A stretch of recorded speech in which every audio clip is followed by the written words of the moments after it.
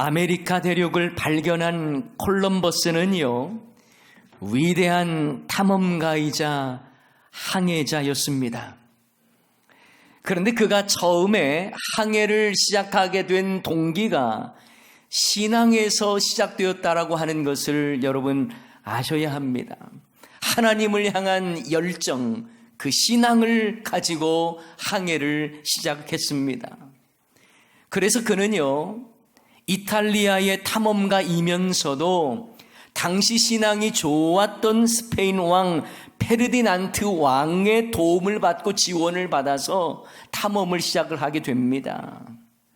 그는 탐험에 앞서 이렇게 고백했습니다.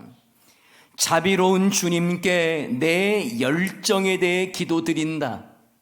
그분은 내게 이 사명을 위한 지적인 능력과 영감을 주셨다. 주님은 이곳에서부터 인도로 향하도록 내 마음을 재촉하신다. 복음은 짧은 시간에 많은 대륙에 증거되어야 한다. 그래서 우리 주님은 나의 마음을 움직여 항해하도록 하셨다. 그런데 인도로 항해하려고 했던 이 콜럼버스가요, 실수로 신대륙을 발견합니다. 그런데 이 이후에 그는 복음을 위한 순수했던 마음을 잃어버립니다. 항해에 성공한 이후 그는 하나님보다 황금과 자신의 영광을 더 중요하게 생각합니다. 그와 그의 부하들은요, 황금을 채집하기 위해서 많은 타이노 인디언들을요, 노동력을 강제로 갈취해 갑니다. 그리고 많은 인디언을 노예로 팔기도 했습니다. 그래서 오늘날 역사가들은요, 콜럼버스를 신앙인으로 인식하지 않습니다. 그저 대단한 모험가요, 정복자요, 착취자로 기록합니다. 무엇이 문제입니까? 처음의 마음을 유지하지 못한 것이 문제죠. 여러분, 하나님을 향한 처음의 마음 잘 지키고 계십니까? 혹시 콜럼버스처럼 처음에는 하나님의 영광을 위해 시작을 했지만 나중에는 자신의 성공의 마음을 빼앗겨서 복음의 선한 열정을 잃어버린 것은 아닙니까? 이처럼 처음의 마음을 잃어버리는 것은요, 대단히 안타까운 일이에요. 직분자들도 마찬가지입니다. 하나님께서 직분을 주셨음에 감사하던 이 처음의 마음과 열정을 계속 유지하면 좋을 텐데, 시간이 지나면서 하나님의 영광보다는 단순한 책임감, 그리고 직분을 마치 권위로 알고 생각하는 이 착각, 그저 내 자신의 유익을 추구하는 모습으로 변질될 수 있어요. 여러분, 신랑 신부가요, 결혼할 때의 처음의 마음을 유지한다면 분명 행복할 것입니다. 그러나 처음 마음을 잃어버릴 때가 많죠. 그래서 결혼 전에 애인이 아프면 마음이 아픈데 결혼 후에 아내가 아프면 머리가 아프다고 하지 않습니까? 회사에 처음 입사한 사람도 마찬가지예요.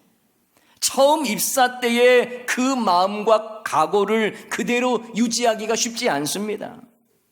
자녀를 처음 낳았을 때도 마찬가지예요.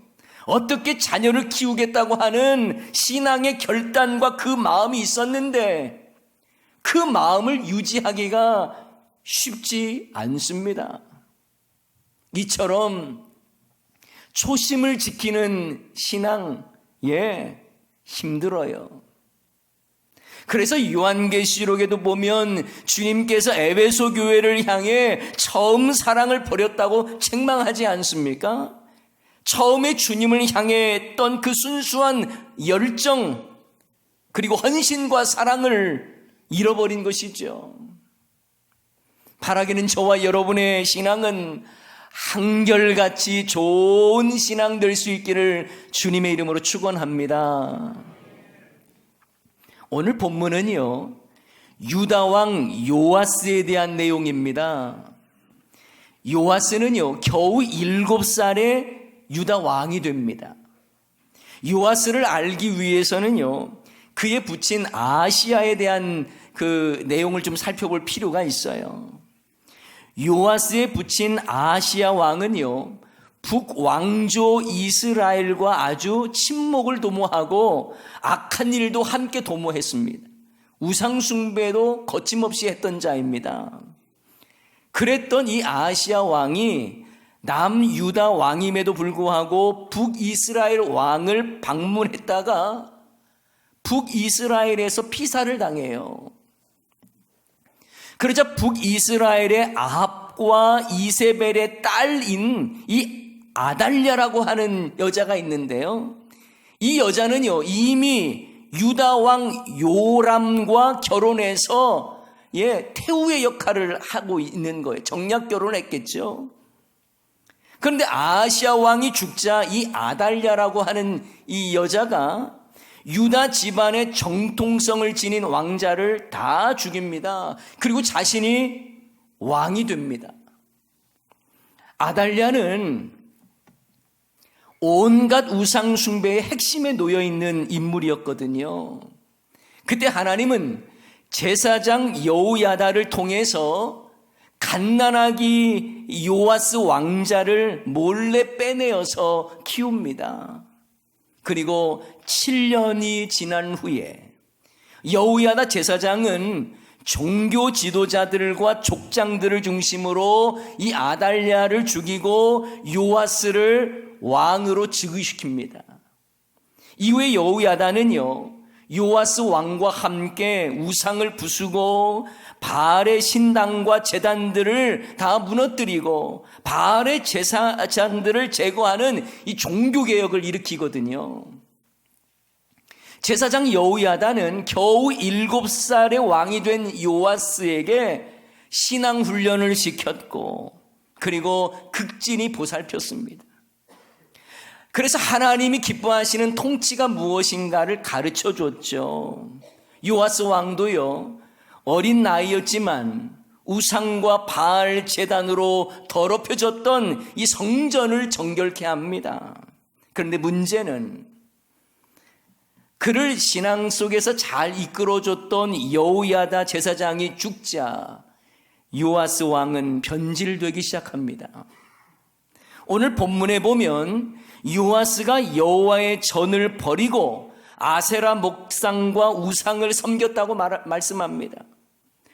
게다가 그에게 진언을 하면서 하나님의 말씀을 전하던 여호야다의 아들 스가랴 제사장을요, 돌로 쳐 죽입니다. 저는 이 본문 말씀을 보면서 왜 요아스 왕이 한결같이 못하고 변질되었을까? 이 부분에 대해서 좀 생각해 봤어요.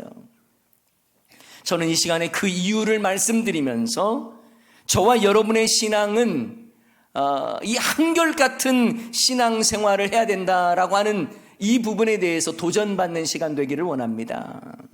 먼저 요아스 왕이요, 한결같지 못했던 가장 큰 이유가 있어요. 그에게 더 이상 영적인 영향력을 행사해주는 여호야다, 영적 지도자가 없었기 때문입니다. 요아스 왕에게 제사장 여호야다는 자신의 생명을 살려주었고 왕으로 세워졌던 은인이었죠. 무엇보다 말씀 훈련 제대로 시켰고 신앙 훈련 제대로 시켰던 인물이 바로 여호야다였습니다. 그런데 여호야다가 죽자 그 후부터 요아스 왕은 영적으로 타락하게 됩니다. 여러분, 우리의 삶 속에 영적인 지도자가 얼마나 중요한지 몰라요. 나에게 하나님의 뜻을 깨닫게 하고 말씀 중심으로 잘 살아갈 수 있도록 이끌어주는 자가 필요합니다. 요아스 왕도 자신을 신앙으로 잘 이끌어 주었던 여호야다가 있을 때에는 하나님의 선하신 뜻을 깨닫기도 했고요. 그 뜻대로 살아갔습니다. 그런데 제사장 여호야다가 죽은 후에는 부패하기 시작하고 죄악된 길을 걸어갑니다. 여러분, 이런 점에서 우리도요, 영적 지도자를 만나는 것이 중요합니다. 믿음의 좋은 멘토를 만나고요, 좋은 동력자를 만나는 것이 정말 중요해요. 또한 여러분의 자녀들도 좋은 교역자, 좋은 교사 만나는 것이 얼마나 소중한지 모릅니다. 그러므로 여러분의 영적 지도자를 위해서 기도하십시오. 여러분의 자녀들에게 좋은 영향력을 끼칠 수 있는 교역자와 교사를 위해서 기도하십시오. 그들이 바로서야 여러분과 여러분의 자녀들도 하나님의 말씀을 통한 풍성한 은혜를 경험하게 되는 것입니다. 우리의 삶 속에도, 우리의 신앙에도요, 선한 영향력을 줄 수 있는 여호야다가 필요해요. 나를 하나님의 말씀으로 깨우쳐주고 도전케 하는 영적 여호야다가 있어야 합니다.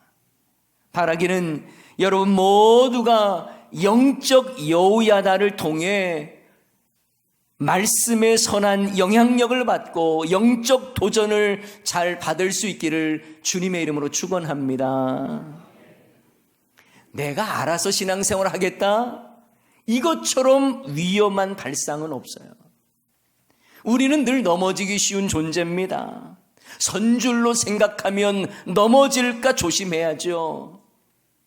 그러므로 말씀이 나를 이끌어가고요, 말씀이 나를 다듬어 갈 수 있도록 영적 지도자를 통해서 훈련받는 것들이 너무 중요해요. 늘 말씀으로 도전받지 않으면 우리는 언제라도 넘어질 수밖에 없는 존재입니다. 하나님의 말씀에 이끌림을 받는 것이 중단이 되거나, 그러면 그 순간부터 여러분은 변질되고 넘어질 수 있어요.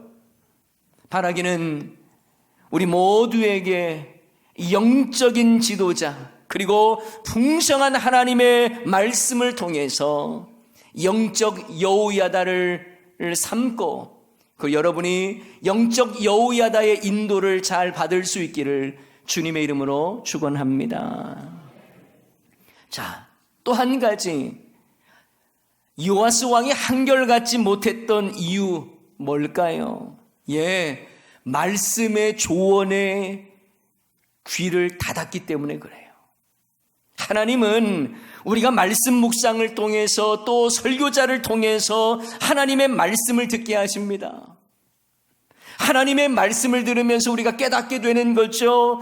회개하는 것이지요. 그러나 그 말씀의 귀를 열고 제대로 반응하는 사람이 있는가 하면 영적인 귀를 닫는 사람도 있습니다. 똑같은 말씀을 듣고도 반응하는 자가 있고 강팍해지는 사람이 있어요. 똑같은 하나님의 말씀을 듣고도 회개하는 자가 있고 말씀을 무시하는 자가 있습니다. 사도행전 말씀을 보면 똑같은 하나님의 말씀이 선포되었지만 상반된 두 반응을 볼 수 있습니다. 먼저 스데반은요, 자신들을 향하여 공격하는 무리들을 향해서 하나님의 말씀을 선포합니다. 복음에 대해서 선포합니다. 그런데 그 말씀을 들은 사람들의 반응이요, 격해집니다. 사도행전 5장 54절 말씀에 보면 그들이 이 말을 듣고 스데반의 말을 들은 거예요. 마음이 어떻게 했어요? 찔렸어요. 여러분, 마음이 찔렸으면 어떻게 해야 됩니까? 회개해야 되는데 어떻게 해요? 그를 향하여, 스데반을 향하여 이를 갈아요. 그리고 귀를 막고 달려들어서 돌로 쳐 죽입니다. 하나님의 말씀을 들었고 마음에 찔렸으면 회개해야 되는데 그들은 더 강팍해졌어요. 그런데 사도행전 2장 말씀에 보면요, 베드로가 모여있는 무리들을 향해서 하나님의 말씀을 전합니다. 그런데 그 말씀을 들은 무리들이 회개합니다. 우리가 어찌할꼬 하면서 하나님의 은혜를 구합니다. 사도행전 2장 37절 말씀에 보면 그들이 이 말을 듣고, 베드로의 말입니다. 베드로가 선포했던 메시지죠. 그 말을 듣고 어떻게 됐어요? 마음에 찔렸어요. 그래서 그들이 하는 반응을 보십시오.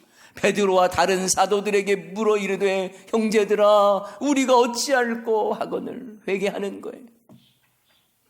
여러분, 이렇게 반응이 다른 것은요, 스데반의 설교가 베드로보다 못해서 그런 게 아니에요. 베드로의 설교가 더 탁월했다 이걸 말하는 게 아니에요. 똑같은 하나님의 말씀을 듣고 찔림을 받았지만 한 부류는 귀를 막고 스데반을 돌로 쳐 죽이는 부류가 있는가 하면, 또 한 부류는 하나님이 주시는 말씀을 받아들이고 내가 어떻게 구원받을 수 있는가 하며 회개하며 하나님의 은혜를 구했다라는 것입니다. 이렇게 달라요. 오늘 본문 말씀에도 보면 하나님은 완악해진 요아스 왕을 돌이키게 하려고 회개할 기회를 주지 않습니까? 그런데 요아스는 그 기회를 발로 차버려요. 하나님은 여호야다의 아들 스가랴 제사장을 감동시켜서 요아스 왕에게 하나님의 메시지를 증거하게 합니다. 그러나 스가랴 제사장을 통해 주신 하나님의 말씀을 듣기도 싫다며 요아스 왕은요, 명령해서 스가랴를 돌로 쳐 죽이게 합니다. 여러분, 우리도 세상 사람들의 말에 귀를 기울이느냐 아니면 하나님의 말씀에 귀를 기울이느냐, 너무 큰 차이예요. 신앙생활에 있어서 하나님의 말씀을 들을 수 있는 영적인 귀가 열려 있느냐 아니면 닫고 사느냐, 너무나 중요한 신앙생활의 중요한 요소입니다. 여러분, 세상의 말이나 유혹의 말에 귀가 열린 자는 망하는 자입니다. 반대로 영적인 귀가 열려서 하나님의 음성을 들을 수 있는 자는 소망이 있는 자예요. 저와 여러분은 세상의 말에 요동치는 자가 아니라 하나님의 말씀에 결단하는 자 될 수 있기를 축원합니다. 내 귀를 기쁘게 하는 말이 아니라, 아첨하는 말이 아니라 나를 찌르더라도 하나님의 말씀이라면 여러분 아멘 할 수 있는 영적인 귀가 열리시기를 바랍니다. 우리가 말씀 훈련을 받아야 할 이유가 여기 있어요, 여러분. 바로 말씀 훈련을 받는다는 것은요, 영적으로 하나님을 향하여 귀가 열리는 훈련을 받는 거예요. 그래야 흔들리지 않습니다. 그래야 한결같은 신앙의 모습으로 하나님 기쁘시게 하는 삶을 살아가는 거예요. 바라기는 하나님의 말씀에 여러분 영적인 귀가 열려져야 합니다. 말씀 훈련을 사모하십시오. 그래야 흔들리지 않는 신앙생활을 할 수 있는 것입니다. 마지막으로 한 가지만 더 보고자 합니다. 한결같지 않은 신앙의 이유는요, 바로 개혁이 멈춰졌기 때문입니다. 우리 인생은 계속해서 개혁되어져야 합니다. 계속 다듬어져야 하고 계속 변화되어야 합니다. 이 세상에는요, 그 누구도 완전한 사람이 없어요. 이제 다 이루었다라고 말할 수 있는 인생은 아무도 없습니다. 우리는 늘 개혁되어져야 합니다. 늘 다듬어져야 합니다. 내 안에 주님 닮은 부분이 있고자 계속, 그리고 내 안에 주님 닮지 않은 부분이 있다면 계속 다듬어져야 한다는 사실이에요. 그 개혁이 멈추면 그때부터 부패하기 시작합니다. 고인물은 썩게 됩니다. 움직이지 않는 기계는 녹슬게 되어 있습니다. 페달을 밟지 않는 자전거는 넘어질 수밖에 없어요. 말씀으로 도전받지 않는 인생은 자기 소견에 옳은 대로 살 수밖에 없습니다. 개혁되지 않는 교회 역시 부패할 수밖에 없는 거예요. 여러분, 우리의 신앙은요, 날마다 개혁되어, 날마다 다듬어져야 합니다. 우리의 신앙이 한때 과거형이 돼서는 안 돼요. 계속해서 진행형이 돼야 됩니다. 계속 개혁되어져야 합니다. 그리스도의 장성한 분량에 이르기까지 우리는 계속 자라가야 합니다. 어제보다 오늘, 오늘보다 내일 점점 더 다듬어지고 점점 더 예수님 닮은 모습으로 자라나는 성도, 그런 교회가 되어야 하는 거예요. 여러분, 왜 요아스 왕이 그 신앙이 변질됐습니까? 그건 바로 개혁이 한순간으로 멈춰버렸기 때문에 그래. 요아스 왕은 처음에는 더러워진 성전을 정결케 하고요, 보수했던 사람이에요. 그리고 개혁을 늘 촉구했던 사람입니다. 바알을 위해 사용했던 성물들도 다 정결케 했어요. 성전 보수하는 일에 제사장과 레위인들에게 이거 더디하지 말고 빨리 열심을 내라고 도전했던 인물이 바로 요아스 왕이었습니다. 여호와의 전문 앞에는 궤를 두어서 자원나는 물질을 거두어서 성전 보수에 열정을 다했던 사람이었어요.